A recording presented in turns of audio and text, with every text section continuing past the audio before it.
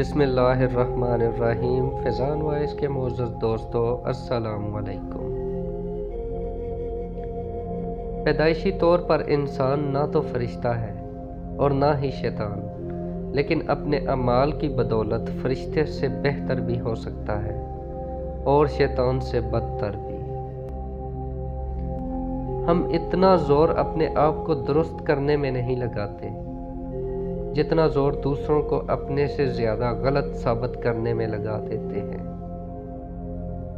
जिसको जितना करीब से जानोगे उससे उतना ही दूर होते चले जाओगे। उसने कहा वो सुबह से तौबा करेगा, वो सोया तो फिर उसकी सुबह ही ना हुई।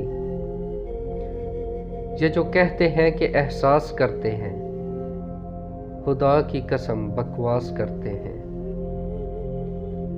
दूसरों की ज़िंदगी में आग लगाने से बेहतर है अपनी ज़िंदगी पर तवज्जो दें।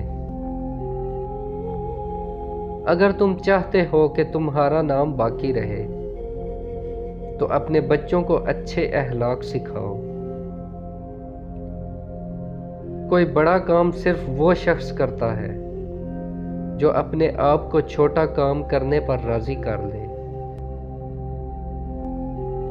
जीतने का मज़ा ही तब है जब सारी दुनिया आपके हारने का इंतज़ार कर रही हो।